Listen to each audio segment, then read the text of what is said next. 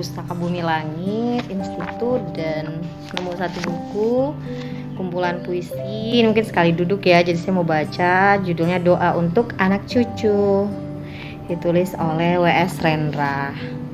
Ikutin saya baca buku ini yuk.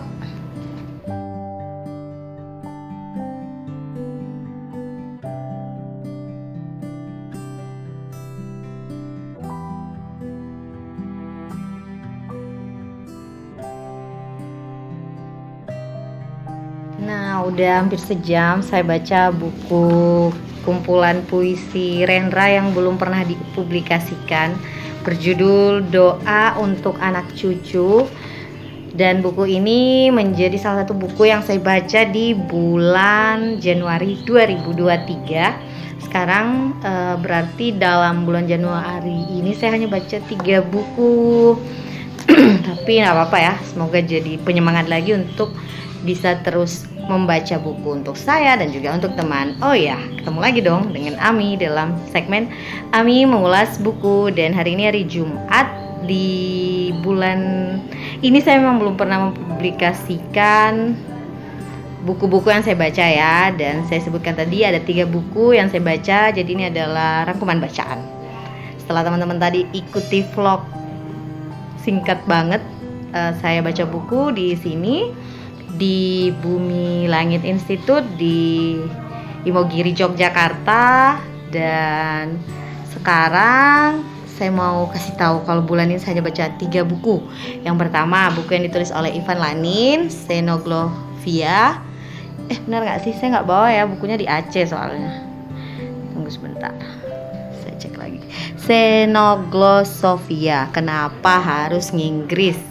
Nah, buku ini tuh merupakan kumpulan beberapa karya Ivan Lanin yang mengkritisi tentang kenapa sih kita sebagai orang Indonesia malah kadang bangga menggunakan bahasa yang bukan bahasa Indonesia, sementara kita sebagai orang Indonesia masih banyak hal yang harus kita pelajari terkait bahasa kita. Kekayaan bahasa Indonesia dari bahasanya saja menjadi sebuah pengetahuan dan pengalaman yang penting untuk diaplikasikan. Jadi di situ banyak catatan-catatan, contoh misalnya penggunaan kata-kata yang mungkin terkadang aneh didengar di awal ya, karena tidak menjadi kebiasaan. Sementara itu lebih menarik mungkin di situ. Misalnya kita ada sekarang orang lebih sering menggunakan kata-kata seperti link atau mau, sementara padanan kata dalam bahasa Indonesia itu ada. Ini beberapa kata juga akan, kalau saya sebagai pembaca menemukannya di tulisan Ivan Lanin ini. Dan buku ini sebenarnya selain mengkritisi kita sebagai orang Indonesia, menurut saya juga tentu menjadi bagian penting dari pelajaran bahasa Indonesia. Bagaimana beberapa kata yang mungkin tidak umum akan kita temukan di sini, dan harapannya tentu kita semakin bangga dong menggunakan bahasa Indonesia. Yang kedua, buku parenting dan juga buku pendidikan, judulnya Sukses Mendidik Anak ala Homeschooling, ditulis oleh Kusumastuti. Nah, kedua buku ini ada di sini ya, covernya. Nah, buku ini adalah buku panduan kegiatan edukatif untuk anak-anak. Ada banyak banget, seratusan ya, lebih dari 100 aktivitas anak-anak dalam mengembangkan kemampuan kognitif, bahkan melatih emosi melalui kegiatan bermain. Apalagi memang dunia anak-anak adalah dunia bermain. Jadi di dalamnya itu berisi tips dalam berkegiatan, termasuk material-material dan pesan yang ingin disampaikan dari berbagai kegiatan tersebut. Kalau teman-teman daerah Aceh, khususnya Banda Aceh dan Aceh Besar, boleh banget pinjam di pustaka Rumah Relawan Remaja di Pekanbadan. Nah, satu buku lagi yang saya temukan di sini dan langsung menarik saya, yang tadi saya sebutkan di awal, buku kumpulan puisi W.S. Rendra. Mungkin di antara teman-teman sudah banyak yang baca buku kumpulan puisi W.S. Rendra dan selalu ingin membacanya. Makanya ketika saya menemukan buku ini, saya menarik buku ini lalu duduk di pustaka Sang Founder Bumi Langit ini, membacanya dengan begitu hikmat, dan kita semua akan paham, khususnya teman-teman yang sangat menyukai dunia kepenyairan, bahwa W.S. Rendra ini melalui kata-katanya menunjukkan bahwa beliau adalah penulis yang mampu mendorong kita, menggugah semangat kita melakukan perlawanan, tapi melalui kata-kata untuk bisa kita terus bergerak melawan penindasan, melawan ketidakadilan dan berbagai hal yang seharusnya tidak terjadi. Nah, di dalamnya ini kita menemukan banyak sekali perspektif tentang isu sosial, tentang perempuan, tentang budaya. Dan yang menariknya di sini saya menemukan puisi yang pernah dibacakan langsung oleh, karena di Aceh ya, di Aceh, di sini ada puisi berjudul Di Mana Kamu Dekna. Nah, puisi ini yang dulu membuat saya semakin penasaran dengan karya-karya W.S. Rendra. Puisi ini cerita tentang gelombang tsunami saat itu, dan sebelumnya W.S. Rendra pernah ketemu dengan, kami menyebutnya Kak Dekna ya, karena Kak Magdalena ini dekat dengan W.S. Rendra. Saya lupa sejarahnya seperti apa, tapi kemudian pada akhirnya ketika tsunami terjadi, puisi ini kemudian hadir dan dikasihkan untuk Kak Dekna itu. Judulnya Di Mana Kamu Dekna. Dan selain banyak sekali di sini, banyak ya, saya bacakan aja beberapa judul puisinya ya.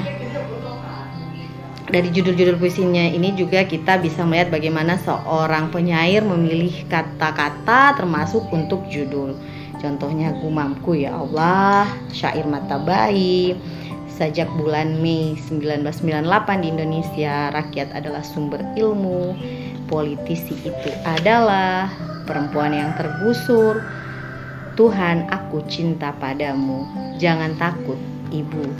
Nah, itu beberapa puisi yang ada dalam buku ini. Tapi selain itu, di sini ada beberapa perspektif juga tentang bagaimana sang editor melihat W.S. Rendra dan karya-karyanya. Dan di bagian akhir kita bisa membaca biografi W.S. Rendra sejak lahir hingga kemudian meninggal. Dan bahkan di halaman terakhir saya sangat suka bagian ini juga. Di sini dituliskan bahwa memasyarakatkan puisi lewat penerbitan buku tentu berbeda dengan memasyarakatkan puisi lewat panggung. Untuk yang ini, Rendra harus meyakinkan pihak penyelenggara pentas agar penonton membeli tiket, dan itu tentu tidak mudah. Nah, akhirnya pada 1977 kali pertama terjadi di Indonesia pertunjukan baca sajak dipadati penonton yang membeli karcis seharga Rp200, Rp300, dan Rp500 di teater terbuka Taman Ismail Marzuki. Ini tentunya kita tahu bahwa W.S. Rendra banyak sekali bergerak dalam mengembangkan dunia kepenyairan, dan lagi-lagi kita banyak belajar dari karya-karya beliau. Oke, itu aja 3 buku yang saya baca di bulan Januari ini, dan semoga menjadi penyemangat kita untuk terus bersemangat, berkarya, membaca, dan melakukan hal-hal positif di sekitar kita. Oh ya, kemarin salah satu sebabnya juga sih ya, tapi bukan excuse sih, kesibukan dalam mempersiapkan. Kemarin kita di Rumah Relawan Remaja ada kegiatan besar, yaitu Festival Pustaka Kampung Impian.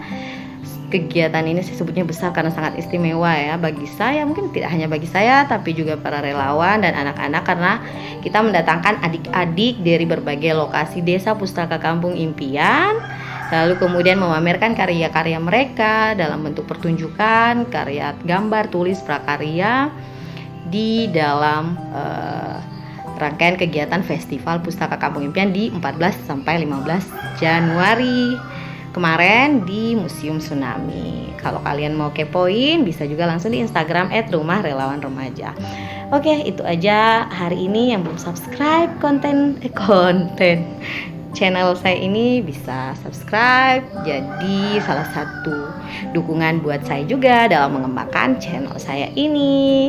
Sampai jumpa dan tetap semangat, tetap sehat ya.